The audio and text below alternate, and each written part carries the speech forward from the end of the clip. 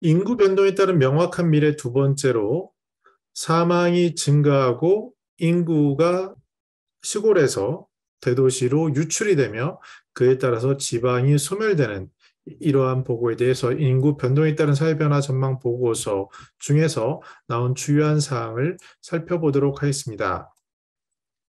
안녕하세요. 저는 시니어 라이프 비즈니스를 연구하는 최학희입니다.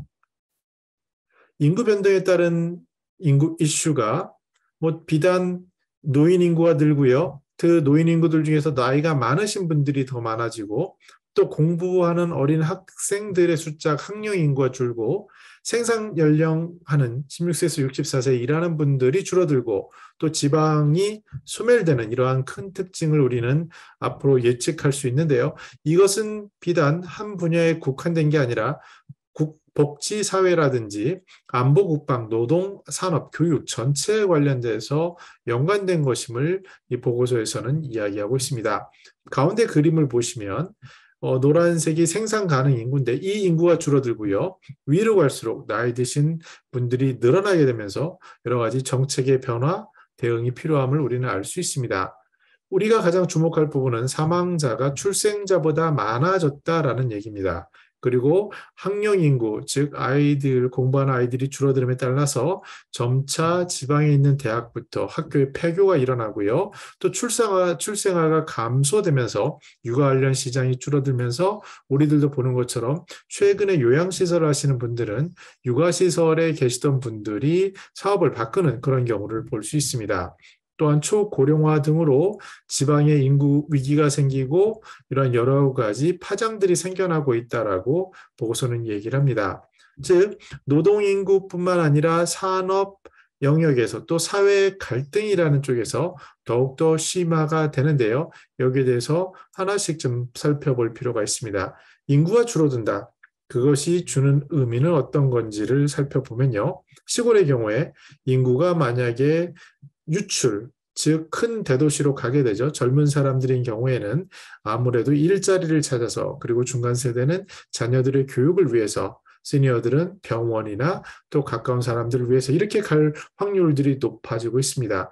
아무래도 젊은 분들이 많이 인구 유출을 하게 되는데요. 그러다 보니 시골에는 60세 이상만 계시고 아이들 보기가 어려운 이런 일들이 생기면서 지자체의 세수는 감소합니다. 1, 20년 전만 하더라도 지금도 더욱 심해졌는데요.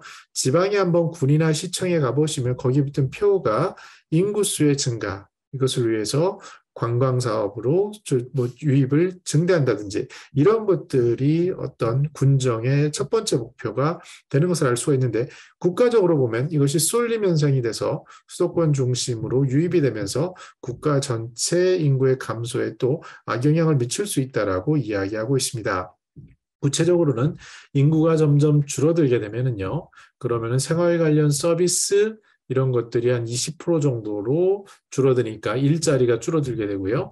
아무래도 또 세수가 감소되고 이러다 보니까 교통이나 이런 생활 편리성이 저하가 되고 나머지 빈집이나 또 어떤 담당자가 부족하고 학교가 통폐합되고 이러면서 지역 커뮤니티가 무너지고 이러면서 지역의 매력이 저하되면서 또다시 새로운 인구가 감소되는 이러한 악순환이 이루어지는 것 같습니다. 또한 참고할 것은 1인 인구가 굉장히 늘어난다는 것을 많이 알 수 있는데 60 플러스의 1인 가구 중에 60 플러스 세대가 약 34%를 차지하는데 이것이 점점 높아지고 있고요.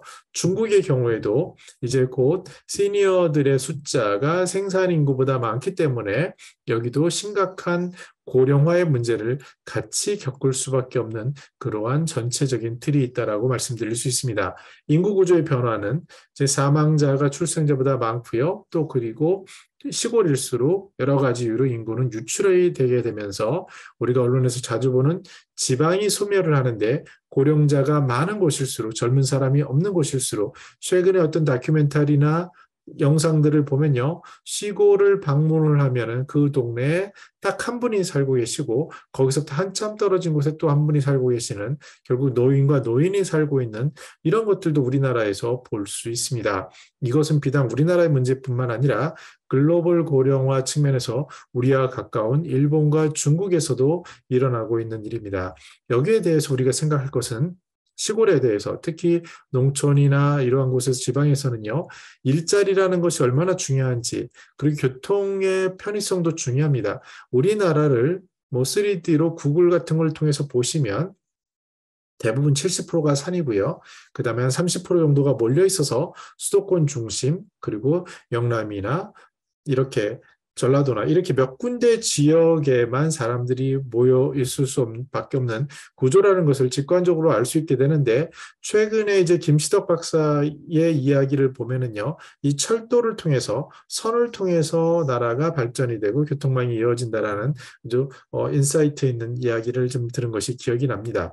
마찬가지로 젊은 사람들을 위해서 교육 시설이 어떻게 자리 잡을 것인지, 또한 시골에 가면 아쉬워하게 되는 어떤 문화시설, 뭐 문화시설이 거창한 게 아니라요, 어떠한 영화라도 좀 볼 수 있는 것들, 아니면은 맛집이라도 투어할 수 있는 것들, 아주 소소한 것들을 이야기하고 있습니다. 이런 것들을 잊으면서 내가 전원 생활하거나 지방 생활을 하겠다라고 처음에 생각하지만 나중에 후회하시는 분들도 늘어나는데, 이러한 모든 것을 상쇄할 수 있는 어떤 지역 공동체라든지 지금은 옆에 있는 분들의 숟가락이 몇 개인지 이것이 간섭으로 느껴져서 갈등이 되는 비율도 상당히 많은데, 이러한 것들을 어떻게 잘 얼버무려서 그곳의 일자리와 교통과 교육과 문화와 공동체가 어울려서 특히 시니어들이 그 지역을 바꿀 수 있을지에 대한 고민이 필요합니다. 패스파인더라는 곳에서는요, 실제로 그 지역과 도심의 교류를 위해서 연구를 하고요.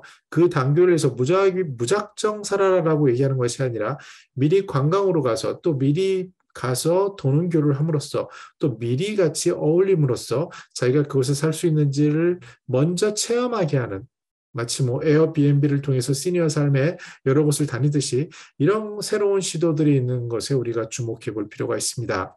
또한 중요한 것은 지속 가능성이라는 것을 살펴볼 필요가 있습니다. 아무래도 사망자는 늘어날 수밖에 없는데 이것에 대해서 혹시라도 어떠한 사회 시스템 자체가, 의료 시스템 자체가 뭐 말기 환자인데 고칠 수 없는 상황인데 무의미한 연명 의료를 한다거나 무의미한 어떠한 그 생존을 위한 어떠한 사람이라기보다는 그러한 의식들로 인해서 자연스러운 죽음을 막는 것은 있지 않는지, 이러한 것이 웰다잉의 영역에서 최근 여러 가지 글로벌 트렌드로 나오고 있는데요. 우리의 삶에 있어서도 마찬가지로 어떻게 자연스럽게 이 사회를 지속 가능하게 할 것인지에 대한 시니어들의 아주 자발적이고 관심 있는 연구, 이런 노력들이 필요한 시점이 아닌가 생각해 보았습니다. 저는 더 나은 시니어 삶 공동체를 연구합니다. 감사합니다.